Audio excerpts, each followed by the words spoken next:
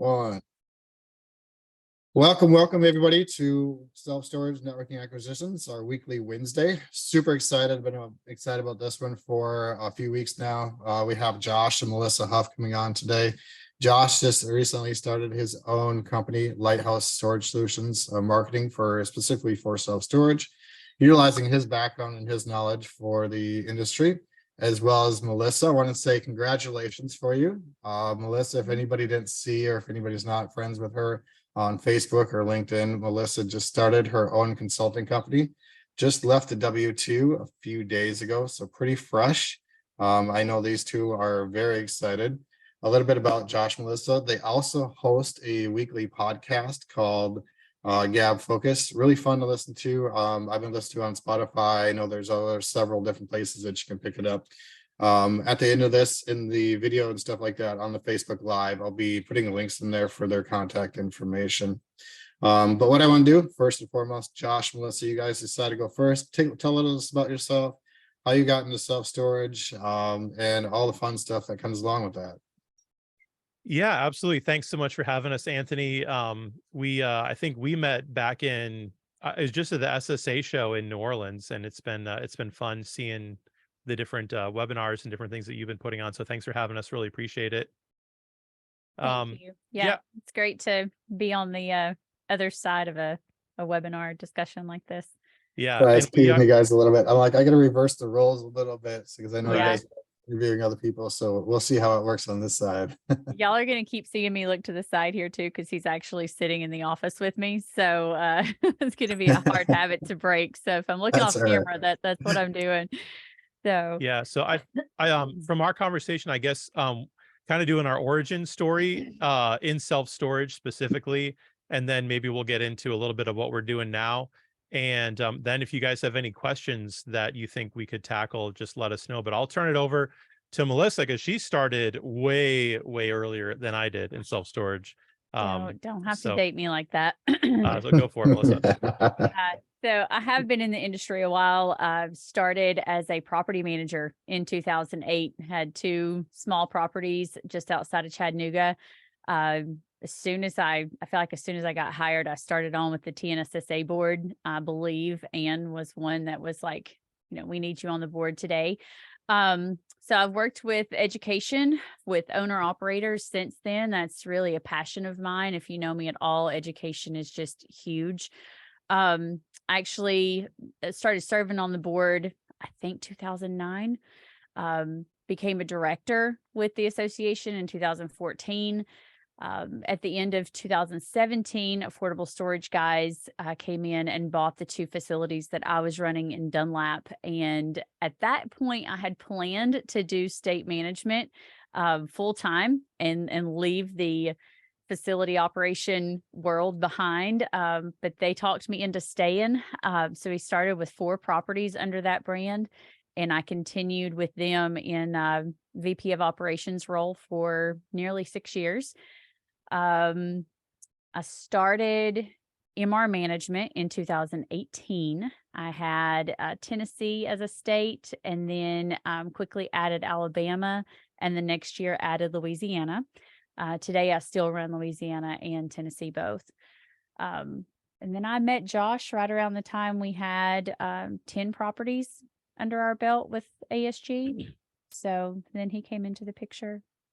So you want to talk to yours? So my journey in storage isn't quite as extensive as Melissa. So I was a pastor for many years doing youth ministry and music ministry. And a lot of churches kind of struggle with the tech side of things and marketing. So I did that as well for a lot of different churches that I was a part of. Did that since 2005. So been doing kind of the halfway marketing a little bit for a long time. Went through some rough personal things. Melissa and I both have divorce in our backgrounds. So in 2018, left full-time ministry and started focusing solely on marketing, started my own company called JH Services, doing mostly social media and just, I tried to throw anything at the wall that would stick with that. I like, you want your piano tuned? Do you want me to play guitar for you? I'll build a website. I'll make a picture. So needless to say, that broad focus didn't really help. But I did get my feet wet a lot in marketing, and eventually joined a company called Gold Bond, not the powder company. A lot of people think it's that. It's a promotional products company, and it's confusing because the powder company is also in Chattanooga, so it's messy. But did marketing, social media, graphic design videos for them in 2018, and then met Melissa in On social media. 2019 in social media, because I had to check out like what's Facebook dating all about, because they had just released that, and we ended up meeting end of 2019, and we dated and got engaged and got married all in about 3 months, and then the world shut down. We had a wedding reception scheduled for March 15th of 2020, and that's when I think the 2 weeks to slow the spread started. That turned into like 2 years to slow the spread. So that moved me into working from home, and as I was working right across the room from Melissa, I started to hear more and more about self-storage, and started helping out with some of the state association things. They had launched this crazy idea called Gab Focus in place of the Tennessee conference, and that turned into webinars, and it just turned into this whole big thing. So I started helping with that, and then by the end of 2020, I came on board with Affordable Storage Guys as their director of marketing. So that kind of got me in doing marketing and self-storage. So Yeah. back to you, Melissa. Yeah. So shortly after that, we started ASG Management, and I guess it was January 2021, and we grew from 10 properties to 36 properties by the time I closed out my time, at the end of this month with ASG. We've worked with a mix of on-site management, hub and spoke, remote operations, you name it. I feel like we've tried it. Then I also kind of ramped up my work with Tennessee and Louisiana.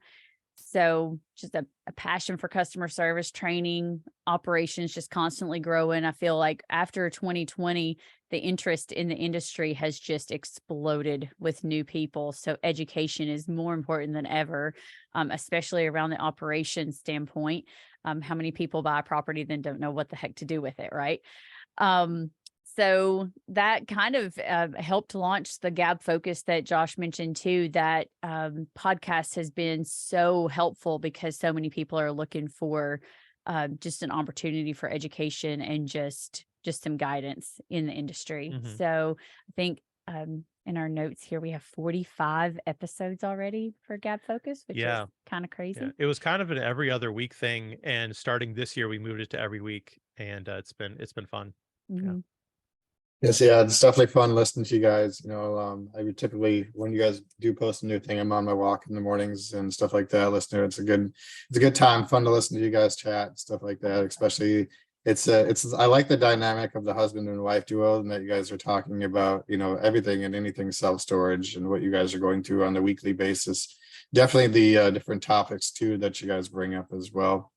Yeah. So do you guys have anything else that you had on your agenda, or anything else that you kind of wanted to dive deep into? Yeah, I mean, we can share a little bit about kind of where we're at today. And because we've both, transitioned out of our, like you said, the W-2 into more our own thing. So I know for me that was getting more involved with vendors and seeing a lot of you at different events. I love the events. I love the planning. I love the execution of those things.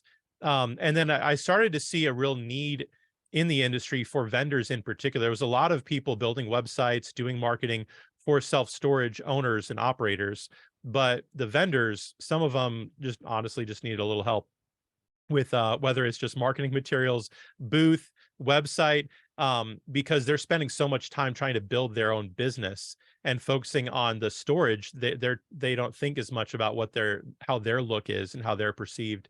And so I thought, maybe I could help different businesses kind of take it to the next level, and didn't see a lot of companies in that space. And so I started earlier this year working on a business plan, and am now working with several different owners, operators, and vendors in the industry. And originally started thinking I would just do stuff with vendors, but it's expanded beyond that, honestly. So back in, I guess, was it April? I left Affordable Storage Guys and kind of launched Lighthouse Storage Solutions, and can get into more of the specifics of that later. But that's kind of what led me to do that. And I know Melissa has her own little story of leaving ASG and why she's doing what she's doing. Well, I couldn't let him be the only one that struck out on his own because got jealous and said, wait a minute, I want to do this too. So with me, like I said, MR management had actually existed since 2018, but I got to the point where I knew I could grow MR management in the state association consulting side, but ASG also needed to grow. And I don't know if y'all know this or not, but there's only so many hours in a day. And I was quickly running out of hours. So I had to make that hard choice of which one am I going to pursue full time and like pour everything into. And could have gone with ASG, but that honestly would have meant I would have needed to shut down MR management. And that was just something that I decided that just didn't really feel comfortable doing. So made that hard call to leave ASG and pursue MR management, and decided that since I am no longer a Roberts, needed to drop the R altogether, and did a rebrand as well. So I am Melissa's Management and Consulting. Very simple, easy to find, you know who I am. So I'm still focused on state management. Obviously, like I said, that education's passion. And I would love to expand my reach to other states even. Speaking, I will speak anywhere, state level, national, you name it, put a microphone in my hand. I would love to do that. So hint, hint, if anybody needs any speakers, let me know. One thing I do want to expand on in this is the consulting side. Like I mentioned a few minutes ago, I think 2020 really changed our industry, and we have so many new people that are coming into storage that have never had any experience with this industry at all. And they buy it and then they don't know what to do with it. So I think I bring an interesting perspective, especially for those people. I do have 15 years of experience in operations in a variety of storage settings. So I think it's easy from an investor standpoint. If you're just looking at the performance, you're just looking at those numbers, that can make sense all day long on paper. But when it comes to the logistics of actually operating, I think that's a different conversation. And I think I can be of help in that area. So I want to take my experience and work with people who are new in the industry. So Awesome. Yeah. Awesome. And something I mean, I feel like mine partners really well along with Melissa, because operations and marketing are two big things that are happening right now. A lot of people are interested in that.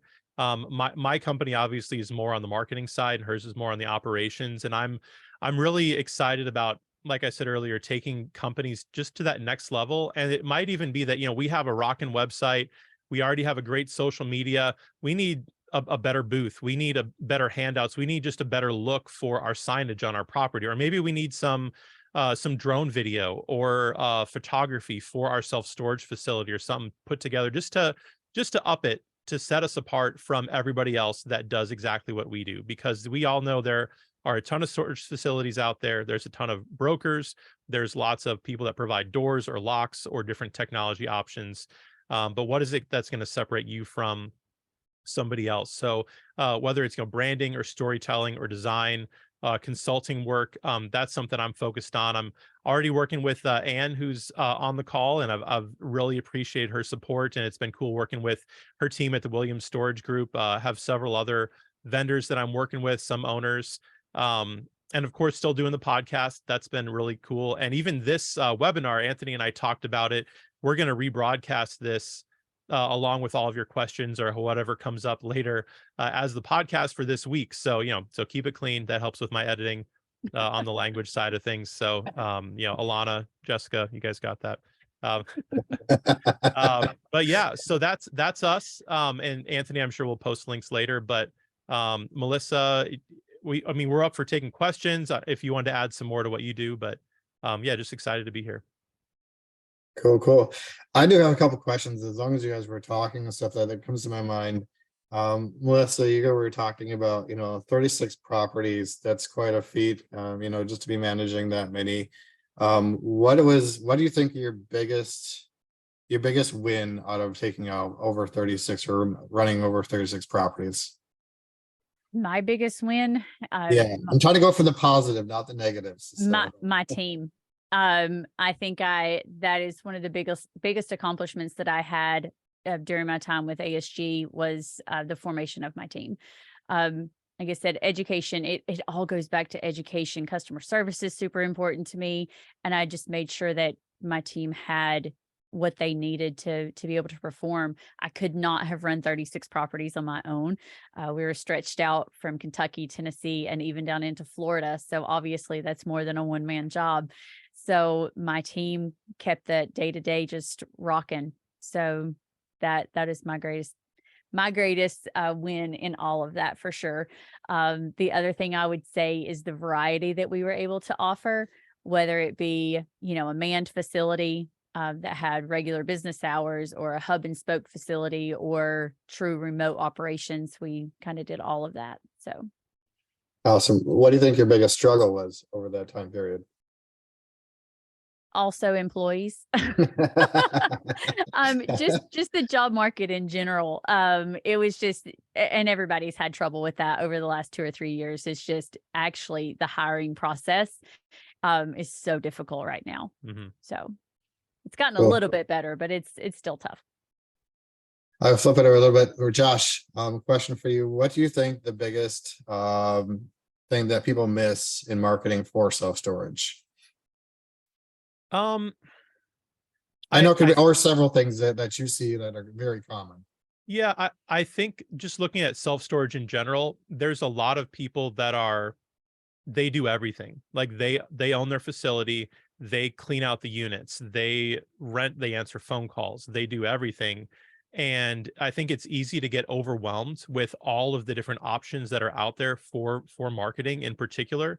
There's calls to be on 5 different social media platforms and make sure you have dynamic pricing running on your website, and make sure your SEO is optimized, and got to have your signage, got to make sure your facility looks really pretty, and have new Google photos every single week. And there's just so much that I think it's better. And what we've talked about in our podcast about this a little bit, find out the minimum that you need to do those things really well. And then once you get those things handled, then start adding on different things. So if you feel like, I really want to be on social media, I am only on Facebook, I don't even know what a TikTok is, or Instagram, like, then just focus on Facebook. Just do that really well, and don't worry about spreading yourself so thin over so many different things that you end up half-assing everything and nothing is done well.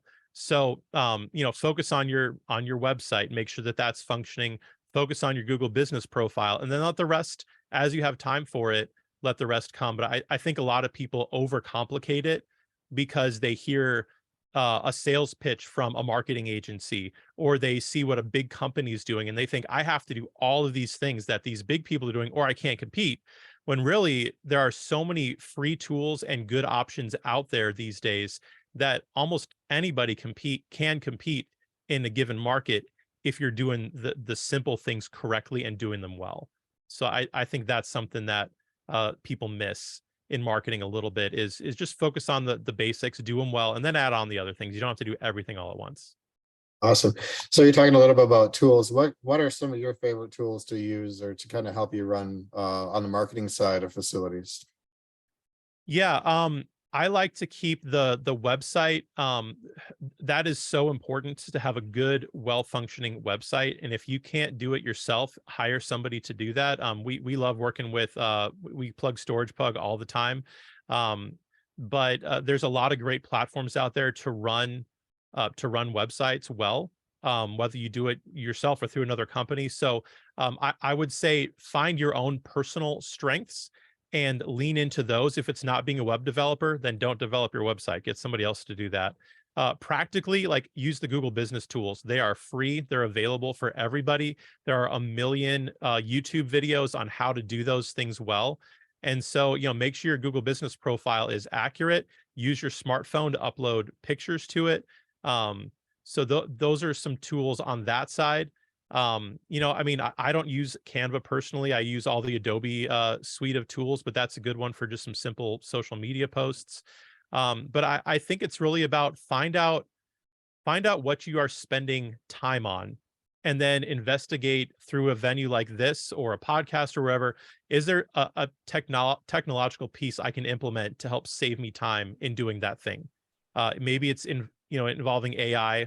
Maybe it is paying a small fee a month. But if you're paying $5-10 a month and it's saving you 2 hours a week, how much is your time worth? So that's something, it's more individually tailored to what each person's able to do, but find those tools that help you save that time. Awesome. As far as I'm kind of just a general question for, can you guys do anything with ESS websites? I know you can obviously you can work with Storage Plug and the guys, Alex and Tommy over there. But what about any other storable products or any other websites that you can you could be able to assist with? Yeah, I will be the first to say I'm not a web developer. So I can build, I'm a designer. I can build beautiful websites, but I use Wix for a lot of the ones because it is super user friendly to be able to build it and then hand it off to an owner to make their own updates. So you're not paying a monthly fee to somebody to, hey, I need this address changed. I need this picture updated, and you can do a lot of that yourself. So how I did it with Affordable Storage Guys, just to keep it really simple, is we used web self-storage.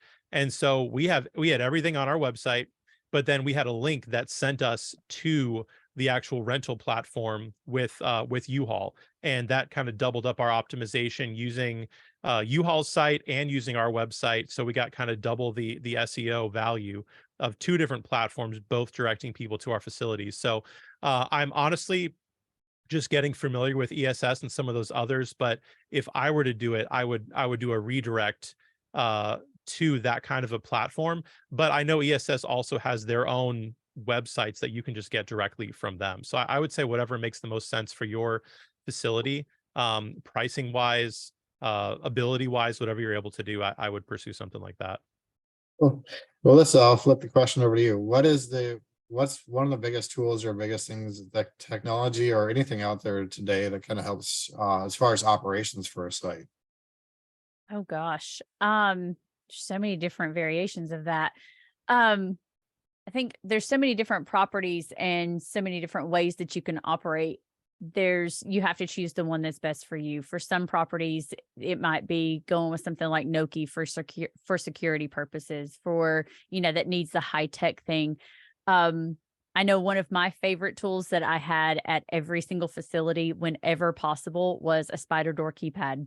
If there was a keypad that went down, it was replaced. My first phone call was to Aaron because I need a keypad to replace this with. And it was just so valuable to me. There were several different camera systems that we used, just cell-based. Reolink was one of them that we really liked. So you just kind of have to find something that works for your property and that makes sense. Like Josh said, I think sometimes we try to overcomplicate storage, and at the end of the day, it's just a metal box of air. That's it. And sometimes we just make it too complicated. Sometimes we look at some facilities and say, well, that's what they're using, so that must be what I have to do. And we forget to kind of step back and think outside of the box because there's so many different options. So it's kind of hard to just say this one tool works the best. You have to have a software system, but there's like 30 different softwares. And depending on who asks me for a software recommendation, I'm going to probably recommend a different software for each of those people, depending on what your operation looks like, what your budget looks like, so many different things. So I don't want to just give a blanket answer to that. That's a little difficult. No, it's okay. Yeah. And I think that that's where someone like Melissa, just, totally selfish plug for her, having a consultant type person come to your facility and say, hey, based on how you're doing your operations, based on your area, all these things, here are some custom recommendations I would have for you for how to best run this facility. Here's some cameras that'll work. I know you're looking at these cameras, but because of your cell coverage, they won't work here. But here's something that will work. Here's a gate system that I've used in the past on a facility like yours. Here's a software system that works. And having somebody that can come in and do that, I think is really valuable, because these are expensive systems, and you don't want to get stuck with something that is not going to work and then have to replace it. And yeah, it's just a pain. So I think having a customized kind of a solution is a really helpful thing in a situation like that. I totally agree. Yeah, like using somebody, with Melissa's background and stuff like that, and her knowledge in that is because there's, example, a Rio Link camera, which uses self-service, at $250 a pop, and it can be anywhere from $10 to $15 a month per camera. That's a really good point, Josh. If you don't have that good cell service or anything out there to able to handle that, find your alternatives and go that route. We're kind of about halfway past through the hour. So what I really want to do is kind of open up for anybody who has any more specific questions or anything else that they would like to ask Josh and Melissa. Can have one of two options, either if you know how to raise your hand, or if you want to put a question in the chat, we're more than welcome. We're very happy to help anybody out today. Jeremiah, go ahead and where'd you go? There we are. There I am. I just learned how to raise my hand the other day. I'm pretty proud of myself. Hey, Josh. Hey, Melissa. I was actually listening to your podcast on the airplane coming back from a family trip here in Alaska. So it's cool to see you guys on the Zoom screen. So yeah, Josh, I'm glad you kind of were gearing your last conversation towards Melissa on like consulting, because currently I own a smaller facility, let's like 120 units, but I'm in the process of entitling some more land to expand. And so with that expansion comes new, not problems, but good problems, right? And so I was kind of wanting to get with a consultant that has dealt with small facilities, medium facilities, because like you said, I'm looking at a ground up development at 100,000 square foot facility that is apples and oranges to a little remote operated facility in Alaska. And so do you have a service that I could pay you to just, I say, hey, here's what I got, and then recommend what you've seen works the best? Absolutely. Yeah. Perfect. Yep. So Awesome. Give me an email, give me a call after this, and I'll be glad to talk to you about it. Yeah. Yeah. Melissa, can you, just so they know, what size facilities did we mostly work with? You know more than I do, with ASG. We had properties that were like 9,000 square feet and some that were 75,000. Yep. So, and like I said, it was everything, all the things and everything in between, from a manned property that had U-Haul, big retail, to a little remote location that was literally in the middle of a cow pasture, and all the options in between. Mm-hmm. So yeah, I would love to look at that for you, Jeremiah.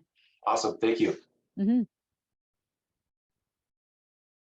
Who can we bring up next? Anybody else have any questions? Let's go. Does everyone know how to raise their hand? With the new Zoom, you can go like, hold on, see if this works. Yep. See, I don't even see. Oh, really? That's awesome. Yeah. I can lower my hand. Yeah, Ryan, we definitely will post our contact information. I'll give that job to Josh. Yep. Okay. I don't multitask like that. So there's my website, and on the bottom of both of our websites is a contact form and all of our email. Yeah, Lonnie's right down the street at AK Storage Centers. Yep. Actually, I went and met Lonnie the other day. He literally lives 2 minutes down the street from me. Good friend of mine. I adore Lonnie. I went and checked out his facility. He bought a facility from a guy I kind of grew up with, 10 acres, just massive opportunity. It's a good spot. So good guy too. I was hoping to get up to Alaska last year when he bought that facility to do a little bit of that, consulting on the front end before he actually closed on that deal. And we just couldn't make the details work. And I think there's been a couple of instances over the last 6 months where he's kicking himself. He's like, I should have brought you up here, girl. So he's well, had maybe a few you can issues. come do a twofer. You can come do mine and his, and I'll take you up the river fishing. So there you go. There you go. I like it. And if you need marketing or a chaperone, I'm happy to tag along. Or if you need some video. There you go. Yeah, bring the drone along. Bye, Ann. Thank you. I got a question. Here's one off of Facebook from, thanks, Ann. Off of Facebook, Josh Archer is asking, hey Melissa, what video surveillance systems do you recommend for a small remote facility with no dedicated server closet? Mm. In those situations, we've gone with something like Reolink. Of course, it does have those monthly fees, which are a pain in the rear end, but sometimes you just can't get around that if you really need some security cameras, which I highly recommend. But there's a couple different ones that operate the same way as Reolink does. I feel like every month another one pops up. So I haven't used them all. Reolink's been one that we've used at, gosh, I think we had that at like 4 or 5 different locations with ASG. And we kept adding to it. And I actually got that recommendation from someone, forget who it was, at one of the trade shows a couple of months ago. So it's a really solid system. I haven't had any issues with it. So easy recommendation for me. Yeah, the Reolink is ones that I'm, putting into our facility now, even though that there's a DVR right now in a 10x15 unit. That's all it's in the 10x15 unit. Don't ask me, but that's one of the first things I'll definitely change over. Is either moving that system over to, to a 5x5 or somewhere smaller, or go totally with Reolink. Josh, kind of like you, it's really, really nice because you can take Reolink and install the app on your phone and you can pull up any camera. You can buy the, just for anybody else who's kind of looking, you can buy the SIM cards off of Amazon. You can also get Reolink off of Amazon. And the cards are usually like $10 a month for a certain amount of, you can buy them like in a 1 month or 3 month or in a 12 month and stick those SIM cards in the camera themselves. And then just follow the instructions and hook them all up. I know that's one thing also that Randall Broyles uses at his facility as well. He absolutely loves it. He can be sitting at home. They have That's who recommended to me. That's right. It was Randall. Yeah. It was Randall. Yeah, he couldn't make it today. But I love, and from what I've seen and what he showed me, he loves it because anytime there's motion on it, it sends a notification to his phone. He pulls it up. He goes, "Oh, that's," since he has smaller facilities, like, "Oh, that's so and so. They're all good." Or also he's looking at too is make sure that if they put in their gate code and stuff like that, that they are actually supposed to be there as well. So, and it's a good quality picture. Like it's a good camera. So. Here's one for kind of on something I can definitely think about. When you guys are taking over or when you have an acquisition of a facility, what do you guys think is like the most important thing to do like right away? Oh gosh. I know it's broad questions, but I think, is this post closing or leading up, like checking off boxes before closing? Let's do post closing. Okay. I think the Google business profile has been the biggest pain in the rear to get that switched over. Yeah. Yeah. Make sure if you're Josh will speak to acquiring, that. you have the login info, because it is a pain in the butt, especially for remote places that don't have like a mailbox installed. Do your best to try to get that before closing, because it's so much easier. And even that, I mean, we had ones where we acquired them and did everything exactly by the book, and then Google would still say, "Oh, you're new. Make sure you send a postcard to verify you own." And we're like, there's no mailbox. It's in the middle of a cornfield. And so yeah, that would be a big one to do. But I know you always check. I mean, you manually check through all the leases to make sure there's actually leases for all the tenants. And yeah.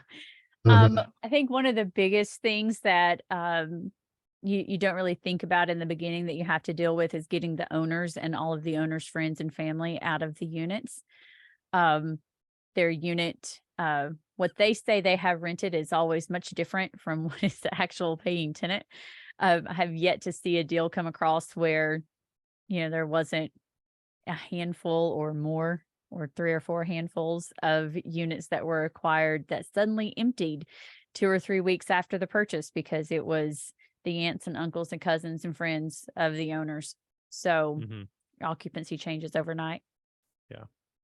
So how do you guys, then the question for that is, how do you typically try and deal with that situation where there's a couple of units, obviously a lot of these are coming from mom and pa's, that there are some free units and stuff out there. Are you having the owners make sure there's a sign of lease before the transition before the ownership, or Mhm. what happens when you kind of that one, and what happens when afterwards if you find that situation out? That's really a big part of your due diligence, is making sure that you're actually going through, like Josh mentioned, every lease for every single unit on the property. You should be looking at those, whether it's hard copy or digital, make sure they all match up. If you find ones that, there's not a lease that exists, you need to be digging in on that way before close happens. Find out, lots of times they'll say, oh, that's my unit. Okay, great. You know that unit number 10 is going to need to have a lease for that seller, that they sign at closing. And don't give them long-term discounts either. Go ahead and apply rent to them and treat them like any other tenant. And then once closing does happen, be prepared to, if you've got a new lease, go ahead and get that rolled out, with a nice warm fuzzy welcome letter, but you're going to say, this is a new lease to do business with us. You're going to need to sign this and have all of your requirements, whether it's tenant insurance or maybe it's a rate hike, whatever it's going to be. Go ahead and get that out of the gate.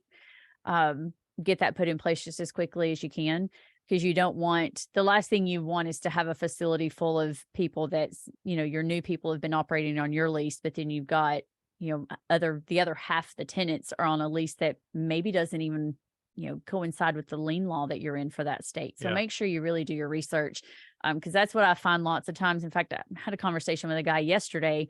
He'd been using the lease that just came with SiteLink, and it doesn't line up at all.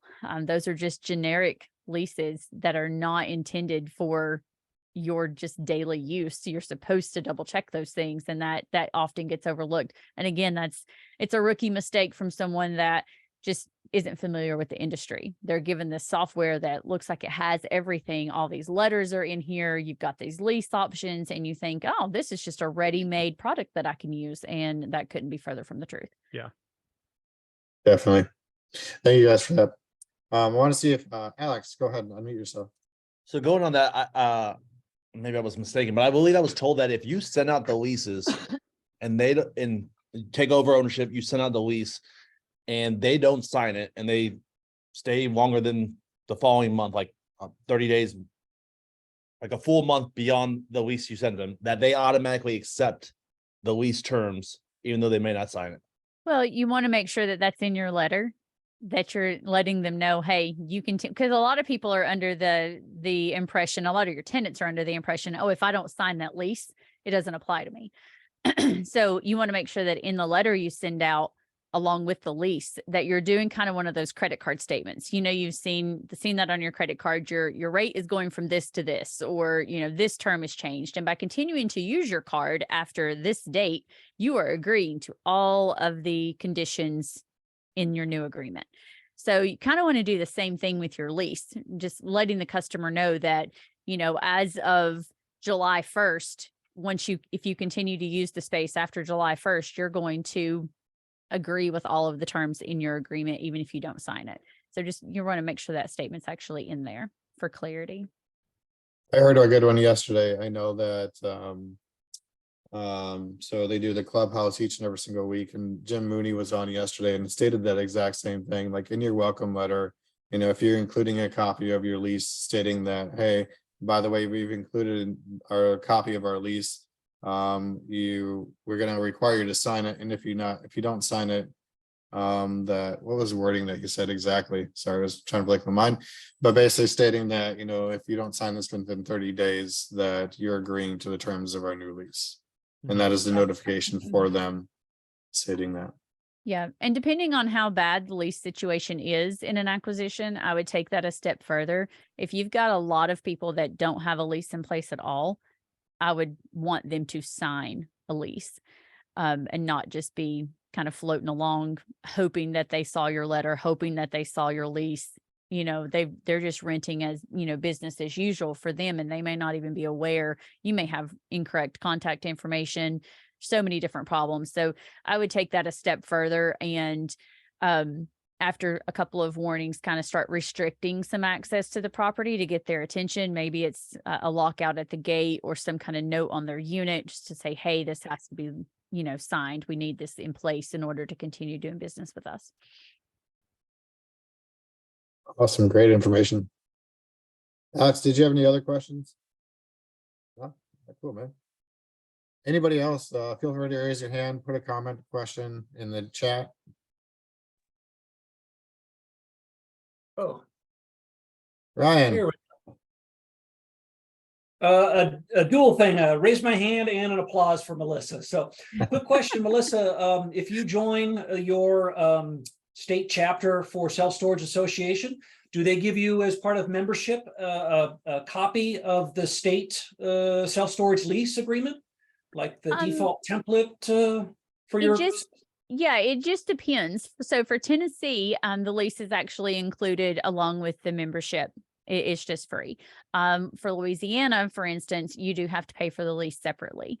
So it really just depends. Now I know that lots of states also have information in addition to the lease, like they may have a timeline checklist of, what to do in each stage of the delinquency, different letters, like some late notice letters, some special legal notice things that the individual associations will also supply. Some of those come at an additional cost and some don't. It varies by state. Mhm. Varies by state. Okay, thanks. And then I would also say too, oh, sorry. I was just saying, great question. Go ahead. Well, the SSA also puts out a really great book. I thought I had, I do. I have the Louisiana one here, the annotated book. They have one for each state, and it actually breaks down the lien law paragraph by paragraph and puts it in layman's terms and kind of gets rid of all that legalese. And then in that book is also examples of, there's not a lease agreement in there, but there's examples of letters. And all of those are tailored for that particular state, for that lien law specifications. So I think that's like $60 somewhere around in there. If you're a member of one of the state associations, you get the affiliate discount. So, but I highly recommend that book. Awesome. Anybody else have any other questions? Anything else that Josh, Melissa can help you guys out with today? That's why we're here. Alex, you asked me, it's the self-storage lien law annotated book, and there's one for each state. So if you go into selfstorage.org and just go to their retail store, you can search by legal booklets, and there's a bunch of them in there.